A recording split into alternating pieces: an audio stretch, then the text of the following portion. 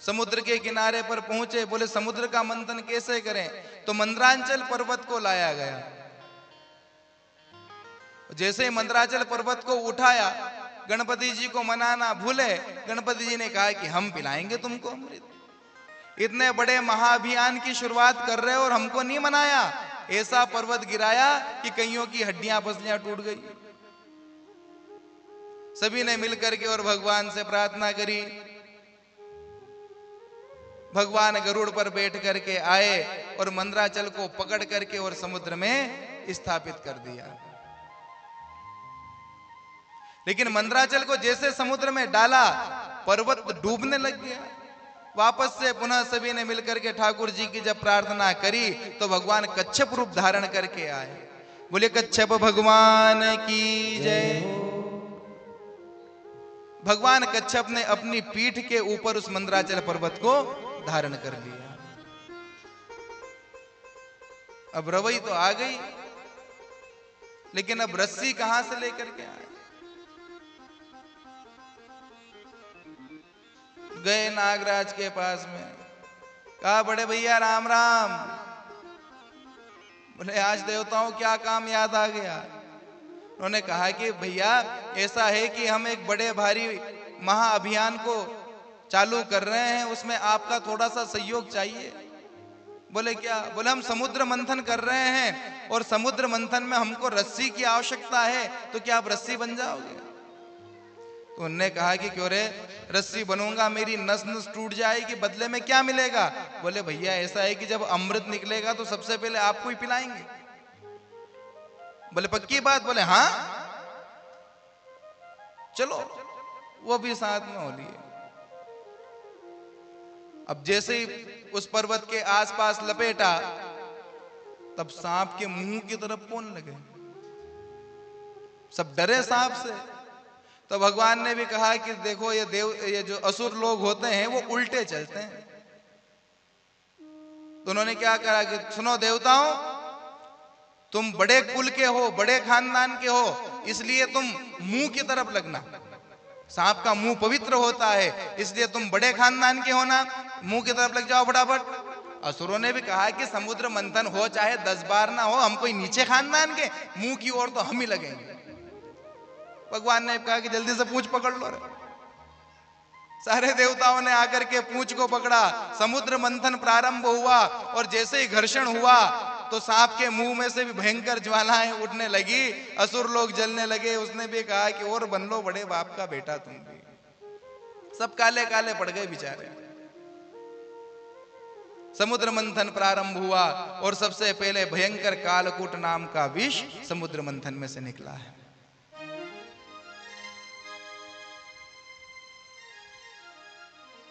और ये समुद्र मंथन हम सभी के घर में भी होता है। कभी किसी कार्यक्रम का आयोजन करना हो या घर में किसी चीज कोई वस्तु लेकर के आना हो, तो घर में बातें जो चलती है ना, तो वो भी एक तरह का मंथन ही है। तो घर में भी जब किसी बात का अपन लोग मंथन करते हैं तो उसमें भी सबसे पहले विष ही निकलता है। कथा की भी अब कहीं बात हो ना तो सबसे पहले यही बात होती है, कहीं करे कथा करी के ना। लेकिन विष को पिया किसने पिया? भगवान शंकर ने पिया है। उसी प्रकार से घर की बातों में भी जो विष पी लेता है वो भी महाकाल ही होता है। क्यों? क्योंकि कहा गया है, मुखिया मुख सो चाहिए, खान पान को एक, पाले पोषे सकल अंग, तुलसी सहित विवेक। घर का जो मुखिया होता है वो भी विष का पान कर जाता है। क्योंकि मुखिया कैसा होना चाहिए? मुखिया मुख सो चाहिए। घर का जो मुखिया हो ये मुख के जैसा हो। मुख खाता तो है लेकिन अपने पास में कुछ भी नहीं रखता, हर एक अंग तक अपना पोषण पहुंचाता है। उसी प्रकार से घर का सही मायने में मुखिया वही हो जो अपने घर के छोटे से छोटे सदस्य का भी पूरा पूरा ध्यान रखे। भगवान शंकर ने कालकूट नाम का विष पिया और भगवान शंकर का जो कंठ है वो विष के कारण से नीला पड़ गया, इसलिए भगवान का नाम पड़ गया नीलकंठ।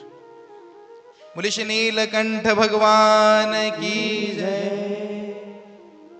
आगे अनेक प्रकार के रत्न निकले हैं। उच्च श्रवा घोड़ा निकला, बलि को दिया गया। ऐरावत नाम का जो हाथी था वो इंद्र ने अपने पास में रखा।